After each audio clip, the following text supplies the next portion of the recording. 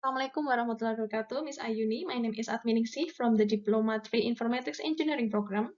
In this presentation, I will deliver my response to the final examination of English 3, which focuses on two main topics, noun clauses and smart device case study.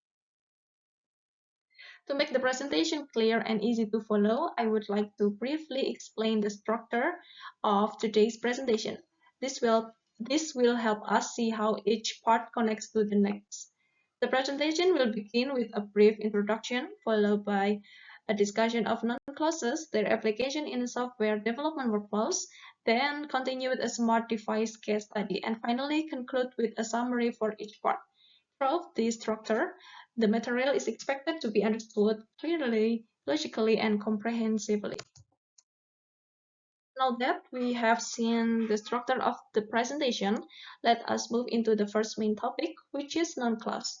When we talk about noun-clauses, we usually think of them as grammar material. However, in the world of technology, noun-clauses are actually used very naturally, especially in technical communication and teamwork. Therefore, in this action, noun-clauses will not be explained only as a language concept, but as part of real working process in software development. Since noun-clauses are used so naturally in technical communication, it is important to first understand what a noun clause actually is and how it functions in a sentence. So before moving further into its application, let us begin with a simple and clear definition. In simple terms, a noun clause is a clause that functions as a noun in a sentence.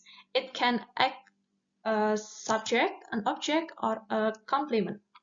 In the context of technology, the functions becomes important because we constantly need to express ideas, information, and decisions in a clear and structured way.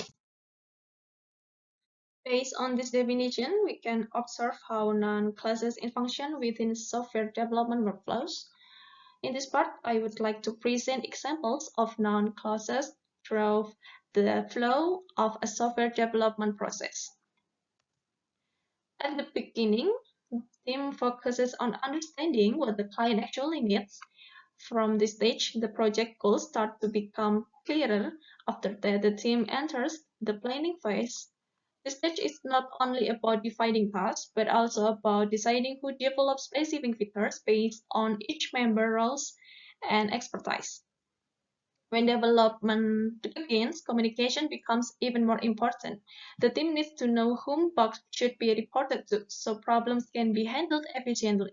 During the coding process, errors may appear in the applications. To solve these issues, developers need to identify where the error occurs in the source code before making any changes. After the coding phase, the application enters the testing stage. At this point, the system records when the testing process is completed to ensure that the project stays on schedule.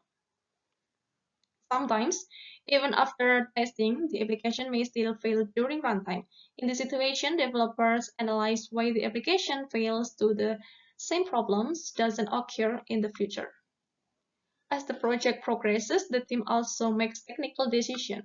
They evaluate different options and decide which framework is used to achieve better performance and scalability. In team-based projects, version control systems are essential. By using a repository, the team can identify whose code caused the system error and improve collaboration. After the system runs properly, developers focus on optimization. They study how the algorithm improves system performance to make the application more efficient. Finally, the application is deployed to the production environment before releasing it to users. The system checks whether the application runs correctly after deployment. From this entire workflow, we can see that noun clauses are not just grammar material, but an essential part of professional communication in the world of technology.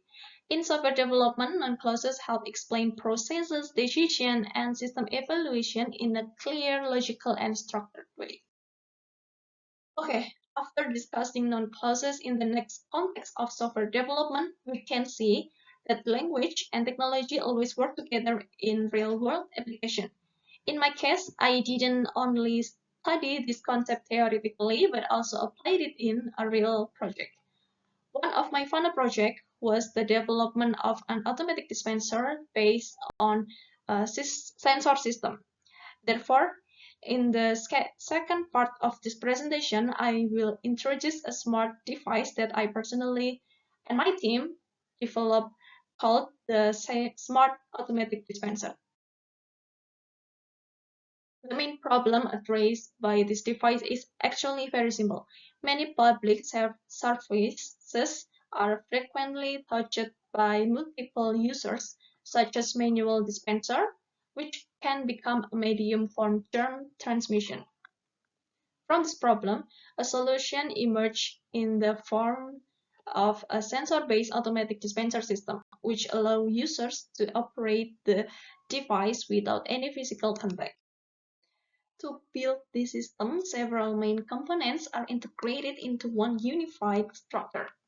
First, the ultrasonic sensor detects objects without physical contact by measuring distance using ultrasonic waves, allowing the system to operate accurately without direct interactions.